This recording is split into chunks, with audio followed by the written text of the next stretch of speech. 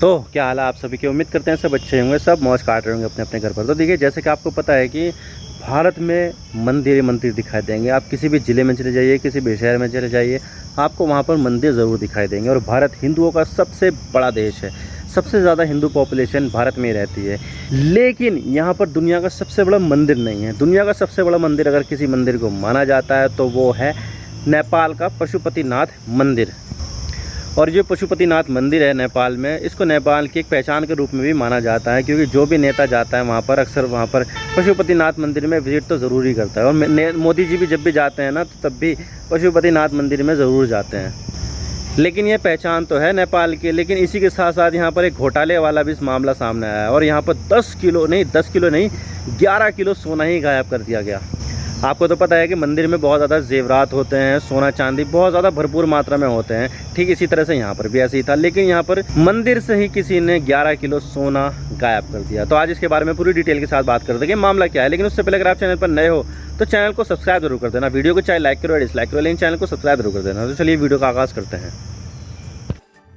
तो बात करते हैं मामला क्या है और हम इसके बारे में क्यों बात करें। तो अगर मैं इस्लाम धर्म के धार्मिक स्थान मस्जिद की बात करूं तो दुनिया की सबसे बड़ी मस्जिद जो मानी जाती है वो है मस्जिद अल हरम, जो मक्का में है। और अगर मैं ईसाइयों के चर्च की बात करूं तो दुनिया का सबसे बड़ा चर्च वेटिकन सिटी में है, जो चर्च होने के साथ साथ एक देश भी है। और इसके साथ साथ में अगर हिंदू मंदिर की बात करूं तो भारत में भले ही दुनिया की सबसे बड़ी हिंदू आबादी रहे, लेकिन यहाँ पर सबसे बड़ा मंदिर नहीं है। सबसे बड़ा हिंदू मंदिर नेपाल की राजधानी काठमांडू में स्थित है, और उस मंदिर का नाम है पशुपतिनाथ मंदिर। ये एक शिव मंदिर है। आप देख सकते हैं टॉप 4 जो सबसे बड़े मंदिर है उसमें सबसे पहले नंबर पर आता है पशुपतिनाथ टेम्पल नेपाल में, और ये नेपाल की राजधानी काठमांडू में ही है। दूसरे नंबर पर भी इंडिया का नहीं है। जो दूसरे नंबर पर है वो अंगकोर वाट मंदिर है, और वो है कंबोडिया में। कंबोडिया तक भी पहले भारत की जो सभ्यता थी वो होती थी, लेकिन फिर बाद में भारत की जो सभ्यता थी वो भारत तक ही सीमित रह गई। फिर तीसरे नंबर पर आता है इंडिया का श्री रंगनाथ स्वामी टेम्पल, और चौथे नंबर पर है छतरपुर टेम्पल। तो टॉप 4 में 2 इंडिया के हैं, एक नेपाल का और एक कंबोडिया का। तो पशुपतिनाथ मंदिर जो नेपाल में है उसको दुनिया का सबसे बड़ा मंदिर माना जाता है, और ये मंदिर एक शिव मंदिर है। लेकिन आजकल इस मंदिर को लेकर कुछ अच्छा नहीं चल रहा है। अभी रिसेंटली ये बात सामने निकल कर आई है कि इस मंदिर से 10-11 किलो सोना चोरी हो गया है, और ये सोना शिव भगवान की मूर्ति के नीचे जो जलारी होती है वहाँ से चोरी हुआ है। और इस आरोप को लेकर नेपाल की जो एंटी करप्शन एजेंसी ये है CIAA, commission of inquiry into abuse of authority, उसने यहाँ पर जांच शुरू कर दी। और इसको लेकर मंदिर को कई दिनों तक बंद भी रखा गया था, लेकिन अब फाइनली मंदिर को खोल दिया गया है। तो देख सकते हैं जी न्यूज़ का आर्टिकल है, नेपाल के विश्व प्रसिद्ध पशुपतिनाथ मंदिर से 10 किलो सोना गायब, मच गया हड़कंप। और जब ये सब बातें सामने आई थी तो तब मंदिर को बंद भी कर दिया गया था। और इसी के साथ ही इंग्लिश न्यूज़ में भी है, India today, Nepal Pashupatinath temple री ओपन आफ्टर री इंस्टॉलेशन ऑफ गोल्ड ऑर्नामेंट्स, यानी कि यहाँ पर इसको वापस से खोल दिया गया है। यहाँ पर जो गोल्ड के जो ऑर्नामेंट थे, जो जवाहरात थे, हीरे जवाहरात थे, जो जेवर थे, उन सबको वापस से लगाया गया और उसको फिर खोल दिया गया। और इसी के साथ ही न्यूज़ के लिए Pashupatinath temple reopen from today after the PM's order, stolen gold not found, यानी कि जो चुराया हुआ सोना था वो मिला ही नहीं। लेकिन सवाल ये आता है कि एग्जैक्टली हुआ क्या है और इसकी शुरुआत कैसे हुई है। तो देखिए, इसकी शुरुआत 2 साल पहले ही हो गई थी, जब PADT यानी कि पशुपति एरिया डेवलपमेंट ट्रस्ट, जो मंदिर को देखभाल करती है, उसकी मैनेजमेंट कमेटी है, उसने यहाँ पर यह प्रपोजल दिया कि देखो जलारी काफ़ी ज़्यादा पुरानी हो गई है, हम यहाँ पर नई जलारी लगा देते हैं, वो भी सोने की, ताकि इसे और ज़्यादा खूबसूरत बनाया जा सके। लेकिन जैसे ये फैसला लिया गया तो तभी वहाँ पर इसका विरोध होने लगा, और इस फैसले के खिलाफ पूर्व PADT के कोषाध्यक्ष नरोत्तम बैद और एडवोकेट निकिता ने नेपाल के सुप्रीम कोर्ट में पिटीशन डाल दी कि जो कुछ भी हो रहा है ठीक नहीं हो रहा है, और सिल्वर की जलारी को गोल्ड की जलारी से रिप्लेस करना एंशिएंट मॉन्यूमेंट एक्ट 1956 का वायलेशन है। दरअसल नेपाल में एक कानून है जिसका नाम है एंशिएंट मॉन्यूमेंट प्रिजर्वेशन एक्ट 1956, जिसमें कोई पुरानी इमारत या मॉन्यूमेंट है तो कानून के हिसाब से उसको डिस्ट्रॉय करना, तोड़ना या हटाना, या उसको चोरी करना या किसी भी तरह का बदलाव करना पूरी तरह से बैन है। लेकिन PADT जो मंदिर को मैनेज करती है उसने यहाँ पर सिल्वर जलारी को हटाकर गोल्ड जलारी लगाने का फैसला किया, जो मंदिर में एक बदलाव लेकर आ रहा है,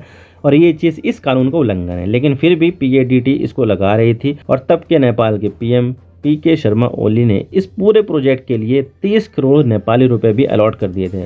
इससे पहले नेपाल की सुप्रीम कोर्ट इस पूरे प्रोसेस को रोक पाती, उससे पहले ही तब की नेपाल की राष्ट्रपति विद्या देवी भंडारी ने पूरी जलारी और सोने के आभूषण को लगाकर इसका उद्घाटन ही कर दिया, और जो पिटिशनर और सुप्रीम कोर्ट है वो देखते ही देखते रह गए, धरे के धरे रह गए। और इस पूरे प्रोसेस में ये भी ज़्यादा कंट्रोवर्सी होने लगी और वो लोग बोलने लगे कि सही प्रक्रिया का पालन नहीं किया गया है, और 2021 से अब तक इसके ऊपर कोई एक्शन नहीं लिया गया। लेकिन फिर 2023 की शुरुआत में CIAA में एक कंप्लेंट फाइल की गई और बोला गया कि यहाँ पर लगभग 11 किलो सोना चोरी हो गया है, जो भगवान शिव की मूर्ति के नीचे जो जलारी रखी गई है वो वहाँ से चोरी हो गया। और फिर इस पूरे मुद्दे को लेकर राजनीति हो गई और कभी कोई किसी पर आरोप लगा रहा था तो कभी कोई किसी पर आरोप लगा रहा था।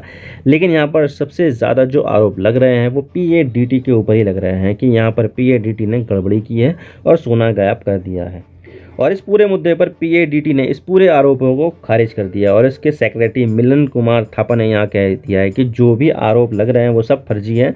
और इतना ही नहीं, पिछले महीने जब नेपाल की संसद में इसको लेकर बातचीत हो रही थी तो तब मिलन कुमार थापा ने ये भी कह दिया था कि अगर यहाँ पर सोने का वजन थोड़ा भी कम हुआ तो वो मौत की सज़ा पाने के लिए भी तैयार है। तो इस तरह यहाँ पर PADT ने तो साफ साफ कह दिया कि यहाँ पर ऐसा कुछ भी नहीं हुआ है और सारे के जो आरोप है वो सब फर्जी है। लेकिन अगर हम CIAA के सोर्स की माने तो जलारी का जो वजन है वो 107 किलो और 460 ग्राम आया है, जो एक्चुअली में जो जलारी है उससे 460 ग्राम कम है। लेकिन ये सिर्फ सोर्स से आई गई जानकारी है और कोई रिपोर्ट नहीं है, तो हम ये इसके ऊपर यकीन नहीं कर सकते हैं। लेकिन यहाँ पर बहुत सारी ऐसी चीज़ें भी हुई हैं जिसमें PADT पर क्वेश्चन मार्क तो लग रहे हैं। अभी रिसेंटली नेपाल के ऑडिटर जनरल ने इस पूरे मंदिर की एक रिपोर्ट बनाई है जिसमें बहुत सारी ऐसी चीज़ें सामने निकल कर आई है जिस पर पूरा प्रश्न चिन्ह लग रहे हैं PADT के ऊपर। और इस रिपोर्ट में ये बताया गया है कि जलारी बनाने में 96.8 kg मटेरियल लगाया गया है, जिसमें 11 किलो सोना अलग से उसको कवर करने के लिए लगाया जाना था। लेकिन PADT यहाँ पर ये नहीं बता पाए कि वो सोना कहाँ पर लगाया, और यही सारे मामले की जड़ है, क्योंकि 11 किलो सोने की गड़बड़ी सामने आई है। लेकिन PADT ये बता नहीं पा रही है कि वो सोना कहाँ चला गया जिससे जलारी को कवर किया जाना था। और इसी को लेकर ये बोला जा रहा है कि PADT ने सोना चोरी कर लिया है। और इतना ही नहीं, PADT ने यहाँ पर कोई एग्रीमेंट भी नहीं दिखाया है कि कब यहाँ पर ये जलारी बनाई गई है, कितने पैसे जलारी बनाने वाले में दिए गए हैं और जिन कारीगरों में ने ये बनाई है उनको कितना पैसा दिया गया है। इन सब की जानकारी PADT नहीं दे पाया है, यानी कि यहाँ पर पूरा झोल दिखाई दे रहा है। और इतना ही नहीं, यहाँ पर मंदिर कमेटी PADT ने डायरेक्टली डोनेशन के पैसों से जलारी बनाने वाले कारीगरों को पेमेंट की है। कायदे से इन्हें डोनेशन का पैसा जितना भी मिलना था उनको पहले अपने बैंक अकाउंट में जमा करवाना होता है और फिर उस बैंक अकाउंट से पैसा दिया जाना चाहिए था। लेकिन यहाँ पर PADT ने सीधा चंदे का पैसा कारीगरों को दे दिया। तो गड़बड़ इस पूरे में नज़र आ रही है और इसको लेकर राजनीति भी बहुत ज़्यादा हो रही है, क्योंकि ये मंदिर दुनिया का सबसे बड़ा मंदिर माना जाता है और ये नेपाल की पहचान से जुड़ा हुआ मंदिर है। और इस पूरे मामले को लेकर राजनीति भी काफ़ी ज़्यादा देखने को मिल रही है। कुछ दिनों के लिए मंदिर को बंद किया गया था जांच के लिए, लेकिन अब इसे फिर से ओपन कर दिया गया है। और इस पूरे मामले में कौन दोषी है ये तो जांच रिपोर्ट आने के बाद ही पता चलेगा। आई होप आपको सारी बातें समझ में आ गई होगी और वीडियो थोड़ा सा ही पसंद आए तो लाइक कर देना, वरना डिसलाइक कर देना। लेकिन चैनल को सब्सक्राइब जरूर कर देना। आपके एक सब्सक्रिप्शन से हमें आगे कंटेंट बनाने की मोटिवेशन मिलती है। Thank you for watching. I really appreciate you this time. God bless you all. Now signing off.